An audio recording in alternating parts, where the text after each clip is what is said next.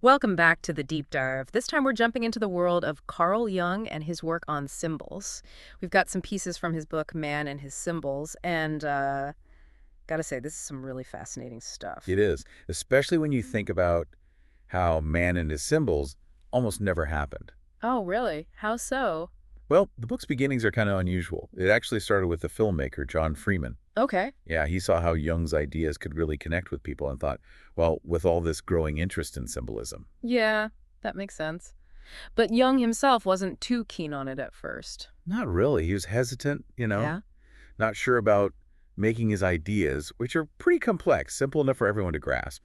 I can see that. Can you imagine, like, having to convince Carl Jung to share his work with the world? It took like a 2-hour chat in Jung's garden for Freeman to finally get a yes. And then he teamed up with Jalan Jacoby, who ended up being the main author, to get the book done. So this deep dive, we're not just giving you a Jung summary, right? We're going to explore how symbols work in our lives every day and what understanding them can tell us about ourselves. Exactly. Think of symbols like a secret language, a way for our unconscious to talk to our conscious mind. Okay, so let's start with dreams. Jung saw them as where a lot of symbols come from, right? And they definitely don't follow the same logic as when we're awake. Right.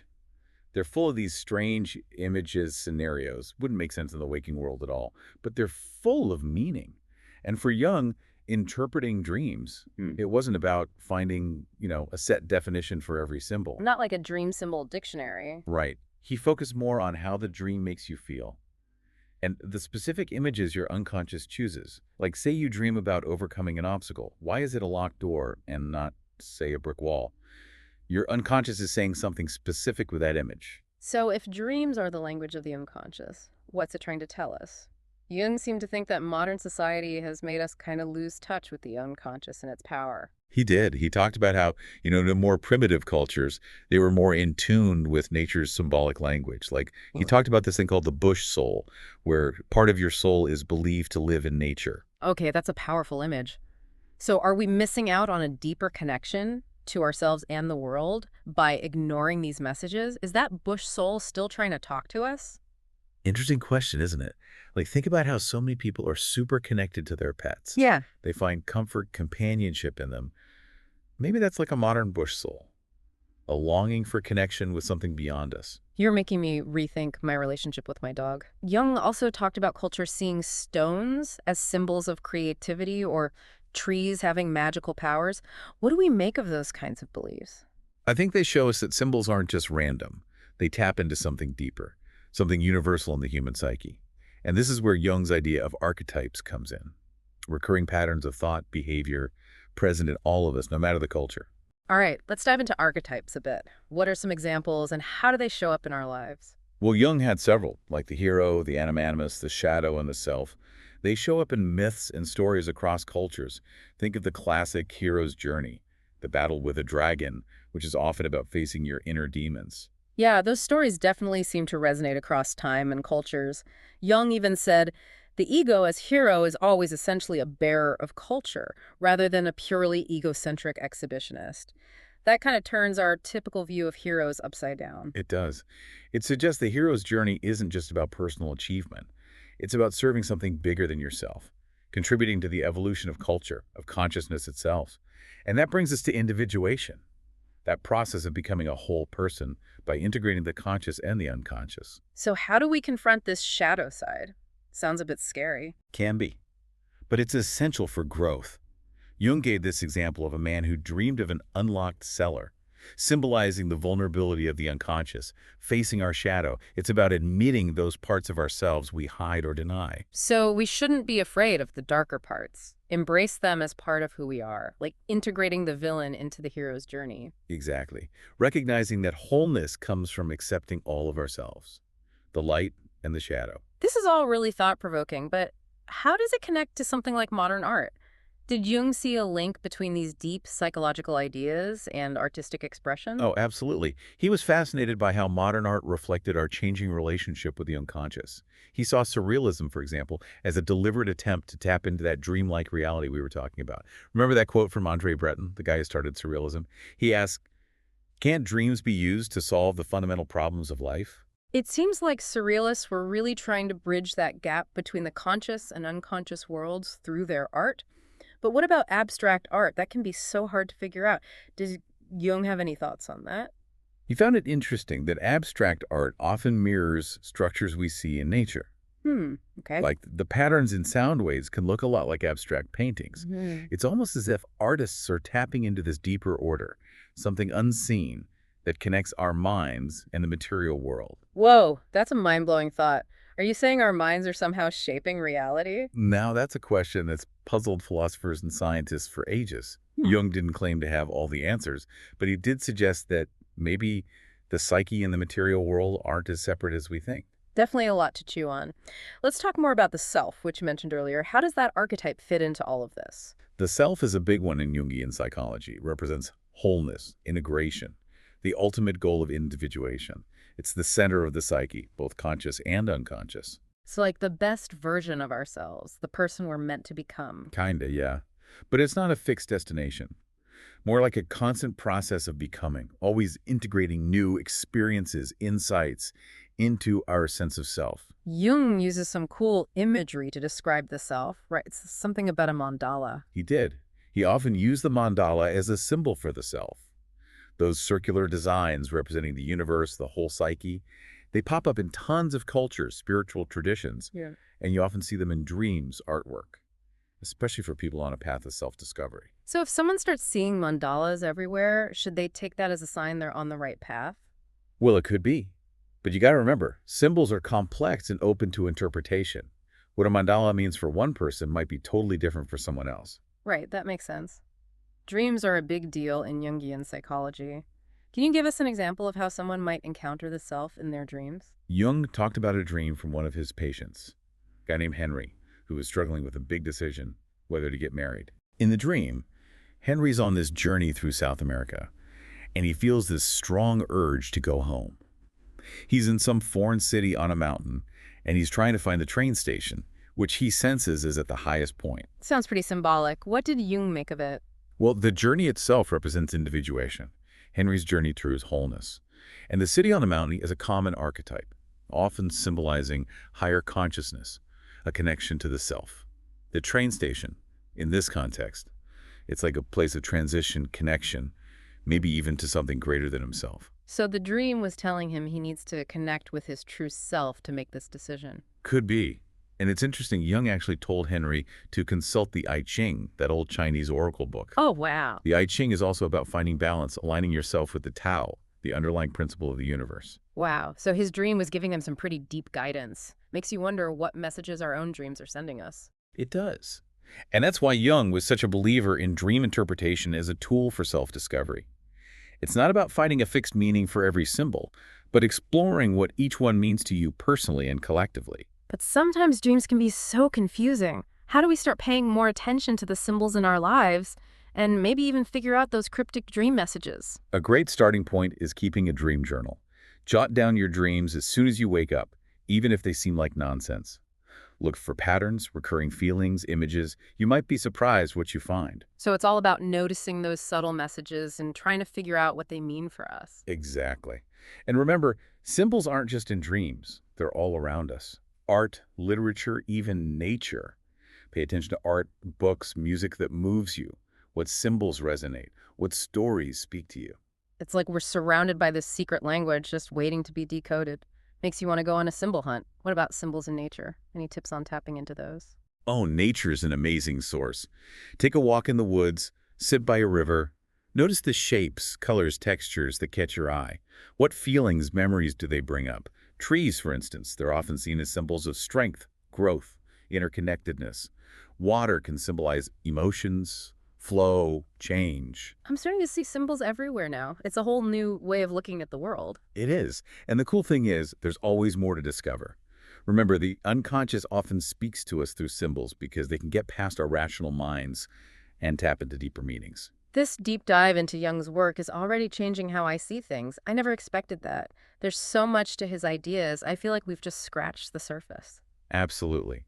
And it's important to bring this back to you, the listener. What stands out to you in all of this? What really clicks with your own life? That's a great point. We've covered so much. Dreams, archetypes, the collective unconscious, the power of symbols. It's a lot to take in. But before we get totally lost in the world of symbols, we need to take a short break. We'll be back to finish up our deep dive into Jung's man and his symbols, and hopefully leave you with some tools, some insights to keep exploring this fascinating world on your own. Welcome back to the deep dive. Before the break, we were talking about how even abstract art can connect to nature and even the psyche.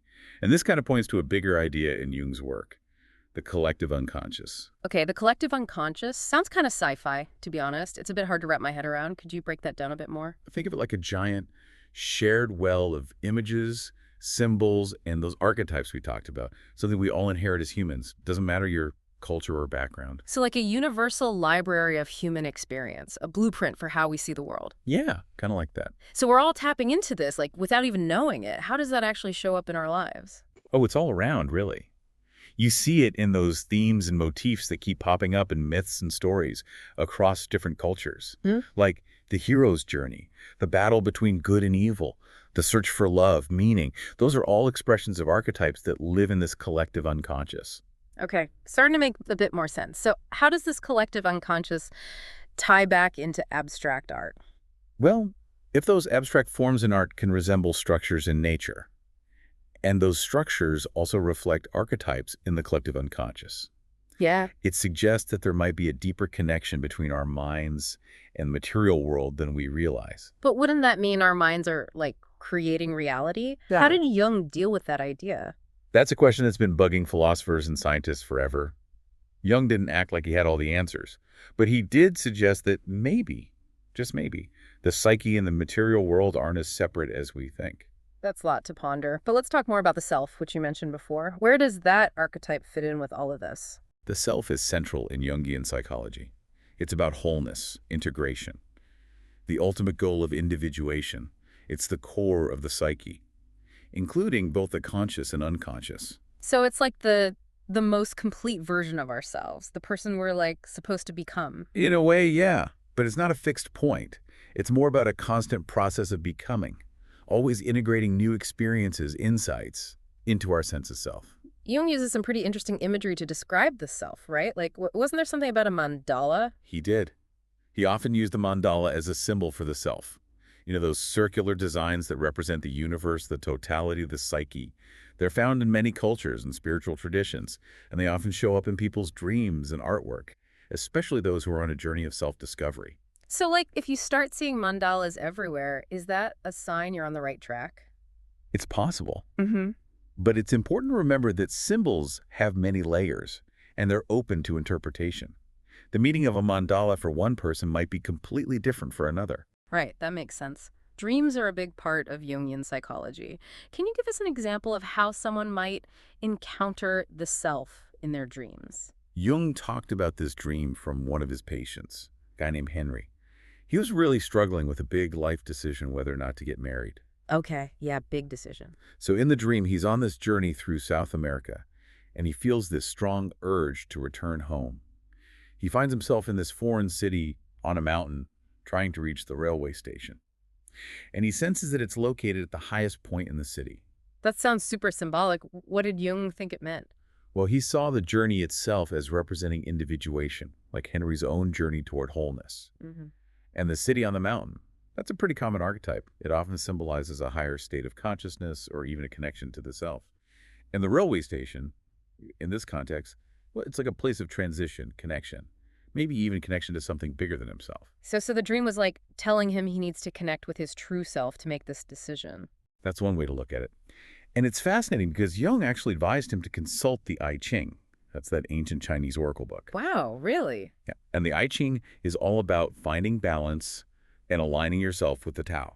That's like the underlying principle of the universe. So his dream was basically giving him some deep, deep advice. It makes you wonder, like, what messages are hidden in our own dreams? Right. And that's exactly why Jung was so into dream interpretation. He thought it was such a valuable tool for self-discovery. It's not about finding a fixed meaning for every symbol. It's about exploring what those symbols mean to you personally and also collectively. But sometimes dreams can be so confusing. How can we start to pay more attention to those symbols in our lives and maybe even figure out what those cryptic dream messages mean? A great first step is to keep a dream journal. Write down your dreams as soon as you wake up, even if they seem totally nonsensical at first. Just jot down whatever you remember. Then you can start to look for patterns, recurring feelings, or images. You might be surprised by what you discover. So it's all about like noticing those subtle messages and trying to figure out what they could mean for us. Exactly. And it's important to remember, symbols aren't just limited to our dreams. They're everywhere. In art, literature, even nature. So pay attention to the art, the books, the music that moves you. What symbols resonate with you? What stories really speak to your soul? It's like we're surrounded by this secret code just waiting to be cracked. It makes you want to go on a symbol hunt. What about symbols in nature? Any tips on how to tap into those? Nature is an incredible source of symbolic language. Take a walk in the woods, sit by a river, pay attention to the shapes, the colors, the textures that draw you in. What kind of feelings, what memories do they bring up? Trees, for example, are often seen as symbols of strength, growth, interconnectedness. Water can symbolize emotions, flow, transformation. I'm starting to see symbols everywhere now. This is like a whole new way of experiencing the world. It is. And the best part is there's always something more to discover. And remember, the unconscious often communicates through symbols because they can slip past our logical minds and tap into those deeper layers of meaning. This whole deep dive into Jung's work is really changing my perspective in ways I never imagined. There's just so much richness and depth to his ideas. Feels like we've only just scratched the surface. You're right. And I think it's important to connect this back to you, the listener. What stands out to you in all of this? What really resonates with your own life? That's a great point. We've covered so much. Dreams, archetypes, the collective unconscious, the power of symbols. It's definitely a lot to take in. But before we wander too far into the symbolic wilderness, let's pause for a moment and gather our thoughts. We'll be right back to wrap up our deep dive into Jung's Man and His Symbols. Hopefully we'll leave you with some helpful tools and insights so you can continue exploring this fascinating realm on your own. Welcome back to the deep dive. We've been on quite the journey exploring Carl Jung's Man and His Symbols and those hidden messages from our unconscious, shaping how we understand ourselves and the world. Before we took a little break there, we were talking about how these symbols are literally everywhere, not just dreams, but art, literature, even nature. It's like, yeah, we're surrounded by this secret language just whispering to us, waiting for us to decipher it. And I think one of the coolest things about this whole symbolic language thing is how it can connect us to something way bigger than ourselves, tapping into that collective unconscious we were talking about. Yeah, it's almost like those universal stories we find in every culture. You know, the hero's journey, the battle between good and evil. They tap into something so deep, something we all seem to just get. Right. It's like these stories and symbols are woven into us, passed down through who knows how many generations. And when we understand these shared archetypes, it's like we get a glimpse into what it means to be human. So how can we actually use this knowledge in our lives? What's the practical takeaway from all this deep psychological stuff? Well, for one, it encourages us to look at life with a sense of curiosity. Like instead of just dismissing things as random, we can ask ourselves, what could this symbolize? What's my unconscious trying to tell me through this? So being more aware of the symbols, the synchronicities that pop up. Exactly. It's like learning a whole new language, right? The more we understand the language of symbols, the more we can understand ourselves and the world around us. Jung also talked about how important individuation is, that process of becoming a whole person. How do symbols fit into that? We've kind of touched on it throughout this whole conversation. Oh, definitely. Individuation is all about integrating our conscious and unconscious selves. And symbols, they can act as bridges between those two worlds, helping us to access and understand the wisdom of the unconscious, which can then inform the choices we make, the actions we take. It's about bringing those hidden parts of ourselves out into the open. So if we're trying to understand a symbol in our own lives, what are some questions we can ask ourselves? Well, first, just pay attention to your gut feeling. What's your immediate reaction to the symbol? What emotions come up?